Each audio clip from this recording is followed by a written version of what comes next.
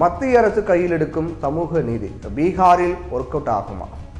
அயோத்தியில கோவிலை கட்டி எழுப்பியதன் மூலமா பாஜக வட மாநிலங்களில் எலெக்ஷன் ஸ்கோர் பண்ணியிருக்காங்க அப்படிங்கிறது யதார்த்தமான உண்மை தான், மறுக்க முடியாது.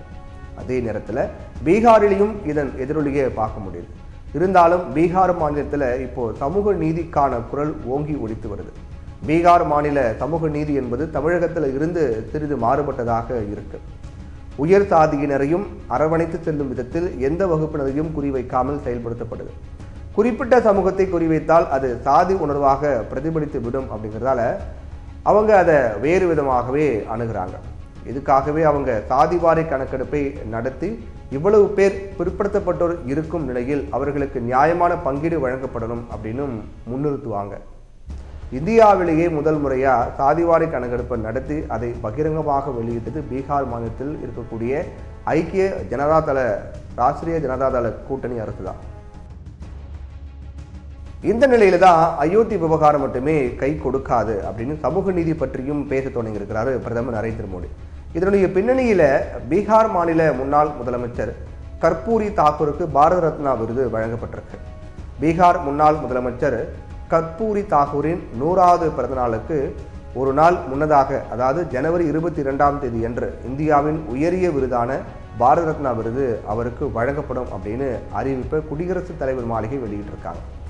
பீகாரின் சமஸ்திபூரில் பிறந்த தாக்கூர் 2 முறை அந்த மாநில முதல்வராக பதவி வகித்தார். ஜன்நாயக் அப்படின்னு அழைக்கப்பட்ட அவர் பிற்படுத்தப்பட்ட சாதிகளுடைய முன்னேற்றத்துக்காக போராடினார். 1978 நவம்பரில் பீகாரில் பிற்படுத்தப்பட்ட சாதியினருக்கு அரசு பணியிடங்களில் 26% இடஒதுக்கீட்டிற்கு வழிவகுத்தார். 1990களில் இதர பிற்படுத்தப்பட்ட வகுப்பினருக்கான இடஒதுக்கீட்டிற்கான மண்டல் கமிஷன் பரிந்துரைகளை அமல்படுத்த முயற்சி எடுத்தவர்களை முக்கியமானவர் அப்படின்னு போற்றப்பட்டார். இந்தியாவின் சுதந்திர போராட்டத்திலையும் பங்கெடுத்த கர்பூரி தாக்கூர் வெள்ளையனே வெளியேறு இயக்கத்தில் கலந்து கொண்டு சிறைக்கும் போனார். 1952 முதல் தேர்தல் வெற்றிக்கு பிறகு எந்த தேர்தலையும் தோல்வியை சந்திக்காத தலைவராக இருந்தார். எளிய வாழ்க்கை மற்றும் சமூக நீதிக்கான பங்களிப்புக்காக அவருக்கு புகழாரம் சூட்டப்படுது. தாக்கூருக்கு பாரத ரத்னா விருது அறிவிக்கப்பட்டிருப்பது பற்றி பிரதமர் நரேந்திர மோடி ட்விட்டரில் பதிவிட்டார். அதில் சமூக நீதியின் கலங்கரை விளக்கமான ஜன்நாயக் கர்பூரி தாக்கூர் அவர்களுக்கு பாரத ரத்னா விருது வழங்க இந்திய அரசு முடிவு செய்திருப்பது மகிழ்ச்சி அளிக்கிறது. இந்த மதிப்புமிக்க அங்கீகாரம் ஒடுக்கப்பட்டவர்களுக்காக போராடிய தலைவரும் சமத்துவம் மற்றும் அதிகாரம் அளிப்புக்காக உறுதியாக நின்றவருமான அவரது நீட்டித்த முயற்சிகளுக்கு ஒரு சான்று அப்படின்னு பாராட்டியிருக்காரு பிரதமர் நரேந்திர மோடி. தாழ்த்தப்பட்டவர்களை உயர்த்துவதற்கான அவரது அசைக்க முடியாத அர்ப்பணிப்பு மற்றும் தொலைநோக்கு பார்வை ஆகியவை இந்தியாவின் சமூக அரசியல் கட்டமைப்பில் அழியாத முத்திரையை பதித்திருக்காங்க. இந்த விருது அவரது குறிப்பிடத்தக்க பங்களிப்புகளை கௌரவப்படுத்துவதோடு மட்டுமில்லாமல் மிகவும் நியாயமான மற்றும் சமத்துவமான சமுதாயத்தை உருவாக்கும் அவரது பணிகளை தொடர எங்களுக்கு ஊக்கம் அளிக்குது அப்படின்னு பிரதமர் மோடி சொல்லியிருக்காரு. இப்போ நம்ம விஷயத்துக்கு வருவோம்.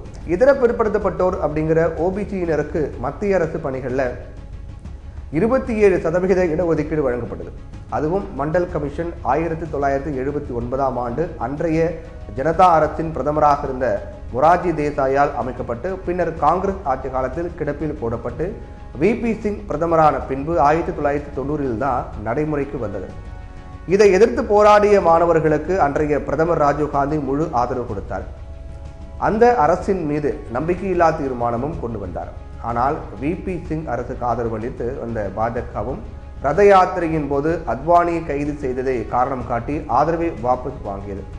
இப்படி காங்கிரசும் பாஜகவும் விபி சிங் அரசுக்கு வழிவகுத்து வந்த ஆதரவை விலக்கி, அதாவது விபி சிங் அரசுக்கு கொடுத்து வந்த அந்த ஆதரவை விலக்கிக் கொள்ள காரணமாக அமைந்தது மண்டல் கமிஷன் அறிக்கை தான் அப்படிங்கிறது தான் உண்மை.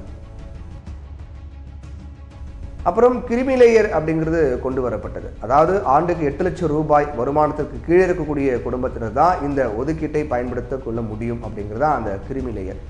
அதுவும் கூட 7 ஆண்டுகளாகியும் உயர்த்தப்படாமலேயே இருக்கிறது. அதனால உண்மையிலேயே மத்திய அரசுக்கு சமூக நீதி மீது நாட்டம் இருக்குமேயானால் முதல்ல பதவி உயர்விலும் இந்த இடஒதுக்கீட்டை அமல்படுத்தணும். இடஒதுக்கீடு அளவையும் உயர்த்தணும். கிரிமி லேயரை நீக்க வேண்டும் அல்லது உச்சவரம்பு தொகையை உயர்த்தணும். இது எல்லாம் செய்யாமல் சமூக நீதிக்காகவும் சோசலிசத்திற்காகவும் போராடி மறைந்த தலைவர்களுக்கு பாரத ரத்னா வழங்குவதால் மட்டுமே சமூக நீதிக்கான முகமூடியை அணிந்து கொள்ள முடியாது அப்படிங்கிறதா நிதர்சனமான உண்மை.